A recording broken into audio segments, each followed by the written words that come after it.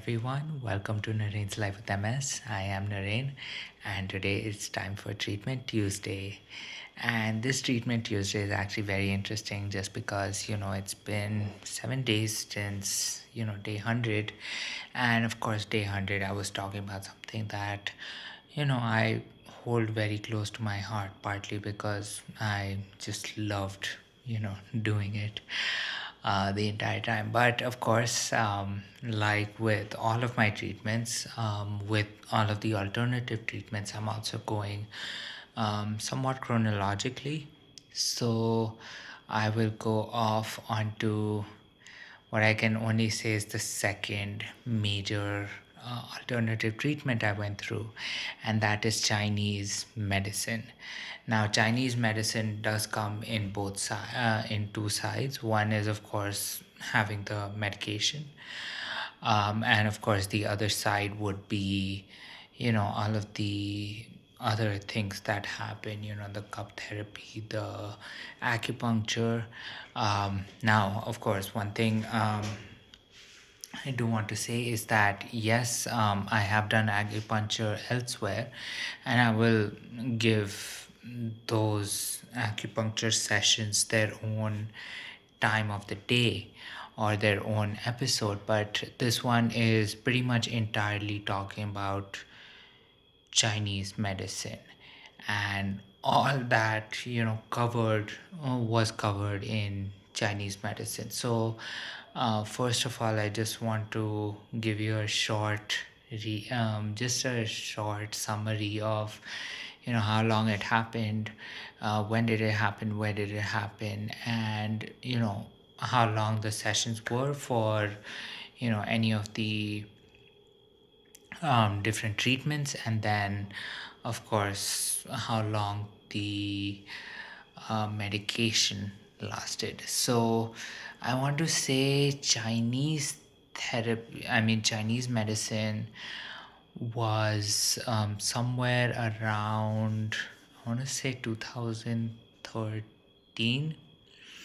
And the reason I know that is because I uh, during the summer of 2013, I was actually doing two separate internships, and one internship was in Dubai and the other internship was in Gurgaon. And um,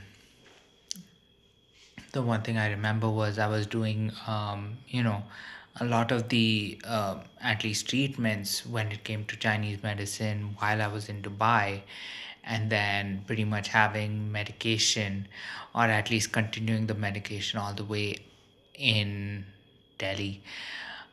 So, what about Chinese medicine is there? Well, first of all, the big thing is, of course, the acupuncture. That was, majority of my treatments. I'd say I went for treatments, I want to say twice or three times a week, and these treatments lasted maybe about an hour. And you know um, it would either be you go um, to a certain room within this treatment center, um, and you just get all the needles, and then you just wait. Now the funny part is, when I talk about Chinese medicine, the acupuncture was probably the least painful of any of the acupuncture sessions I've had.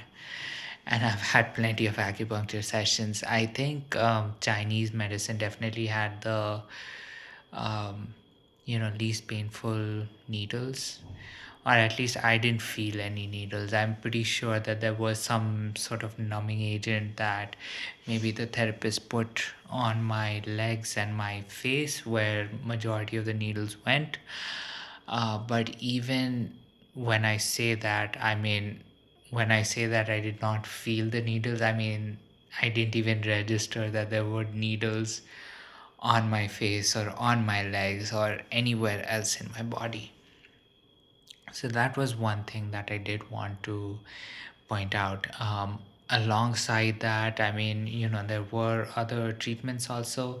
I got the cup treatment, and now even when it comes to cup treatment, I did have cup treatment elsewhere, and I will get to that as well. But this cup treatment was definitely a lot of fun to do, just because you can actually feel like the cup kind of sucking a little bit of your skin in, because of the hot bowl cooling down, and just pulling in your skin off your back and everything. And it felt nice afterwards, because you could press those buttons, if you could see any of them, of course. So that was always fun. And what can I say elsewhere? So there was that. There were other treatments that were also there. There was, like, the hot stone massage. I think I might have had that maybe once, where I had maybe 4 or 5 stones across my spine, going down my spine.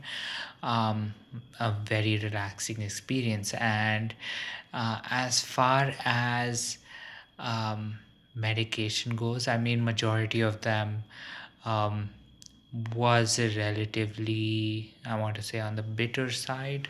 Definitely very herbal in terms of the taste. And when I compare it to, let's say, Ayurvedic medicine, similar taste profiles, I would though say that Ayurvedic treatments, they were more ghee based. So you definitely had the taste of medicated ghee, or at least ghee mixed in with some herbs, that you could definitely either tell that they were there, or you knew that there was something in addition to the ghee. While with Chinese medicine, at least the ones I had, it was either something that you had to have on its own, and that was mostly on the bitter side, or there was something that you had to mix in with honey. And so, of course, you had a little bit of the sweet. You had the sweetness of the honey mixing in with um, whatever flavor profile the medicine had, which ranged from more of a sour.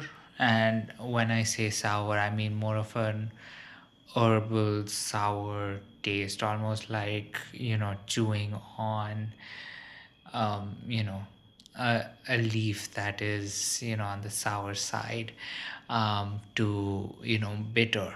So it definitely you know made the medicine a little more palatable. But the one thing I will say about Chinese medicine, again, this was back in 2013, so still very early on in my MS journey. So, it while I did enjoy the treatments, the one part that I do know was, I did not know what I was looking for. So a lot of times, I wasn't able to gauge what impact it had on any of the symptoms that I was experiencing.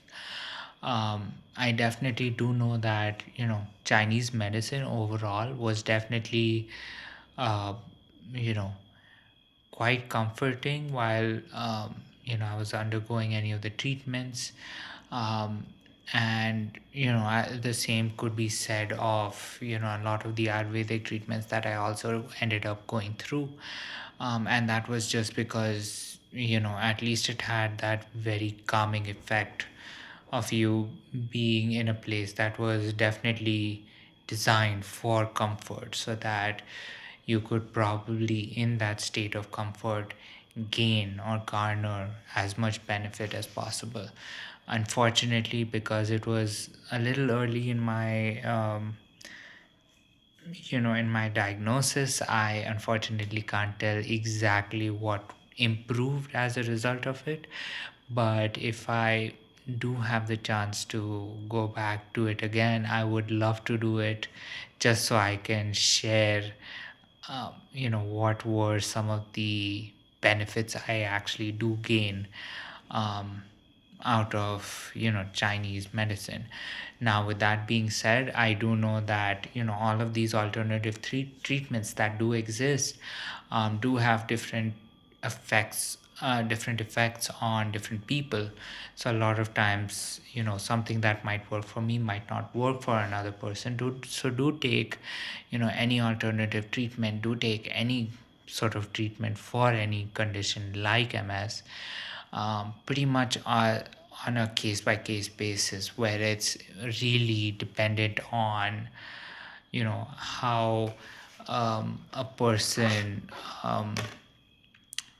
really um, you know reacts, or um, you know um, is able to accept whichever treatment is going through.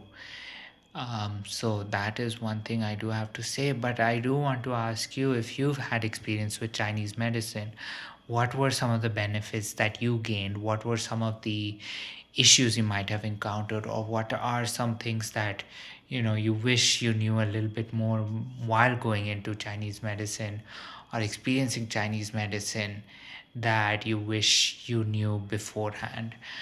Because that way we can definitely get the conversation started, and of course learn a little bit more about you know this type of alternative treatment and alternative therapy.